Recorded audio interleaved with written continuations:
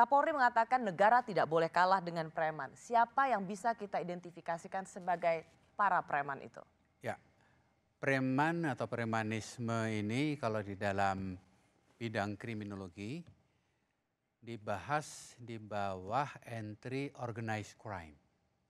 Dan penggunaan istilah premanisme ini memang dekat sekali dengan definisi standar, yaitu orang-orang yang berpakaian preman, artinya bukan pejabat resmi, tetapi kegiatannya seperti kegiatan pejabat yang resmi. Maksudnya mereka pejabat itu adalah yang penegak Yang hukum, resmi ya, aparat penegak hukum. kepolisian. Misalnya kan pejabat resmi pajak mengutin pajak, polisi menjaga keamanan, ya seperti itu. Nah, preman ini melakukan kegiatan seperti pejabat resmi, mengutin pajak atau istilahnya malak, Ya. kan? Menjaga keamanan yang kemudian sebetulnya itu tugasnya dari polisi. Tetapi ketika menjaga keamanan dimulai dengan membuat suasana tidak aman. Dia yang membuat, kemudian menawarkan kalau kamu ingin aman, pergunakan jasa saya. Jadi seperti itu. Ya. Jadi Prof setuju bahwa ini adalah para preman? Ya, ya. Dari kaca kriminolog, Prof, bisakah kasus ini kita sebut kriminalitas biasa atau perang antar geng, perang antar geng preman?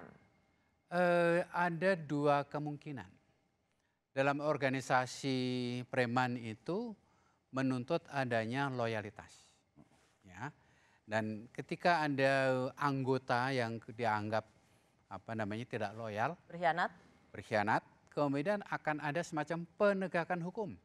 Versi para mafia ini? Versi para mafia.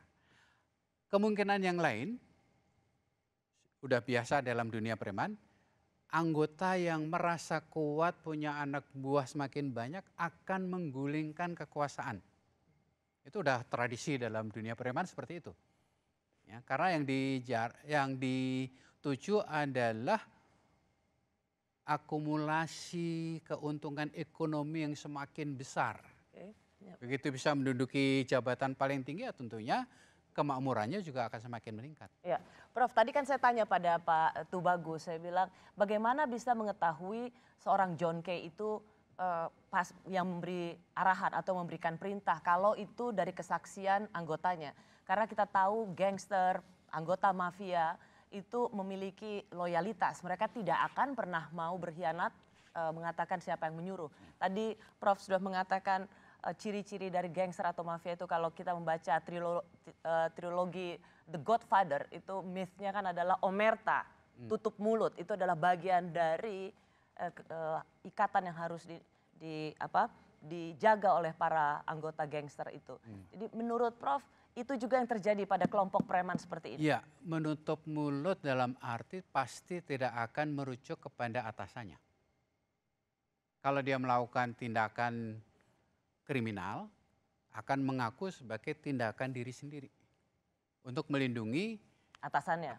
Ya. Itu selalu dalam. Maka sangat wajar kalau misalnya Pak Tubagus mengatakan polisi juga nggak perlu mendapatkan keterangan dari para tersangka yang juga anak buahnya John Kay. Mungkin agak ada tambahan baru sih. Kaitan dengan yang disampaikan Profesor, ketika dia melakukan satu tindakan kriminal, dia akan menutup sebagai satu perbuatannya. Agak sedikit berbeda dalam hal ini. Dalam hal ini dia mengakui karena memang untuk menegakkan kehormatan pimpinannya. Dia tidak melakukan itu dalam rangka pencurian, dia tidak melakukan itu dalam rangka untuk. Jadi dia melakukan itu untuk harga diri, untuk menjaga martabat menegakkan martabat pimpinannya. Itu agak nyambung dengan apa yang dikatakan oleh Prof.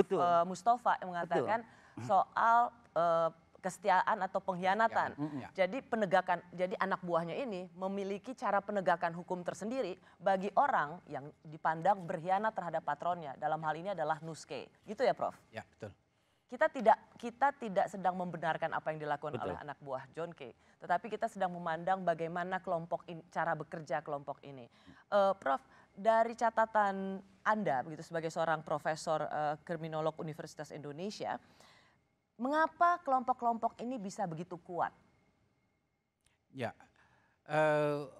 premanisme ini bisa hidup kalau kegiatan kepolisian lemah, ya, ada pembiaran atau bahkan kerjasama. Itu yang kemudian membuat mereka itu kuat. Karena di negara yang kuat seperti Amerika, dia juga ada. Bahkan menurut perkiraan saya tidak ada negara yang aman dari premanisme.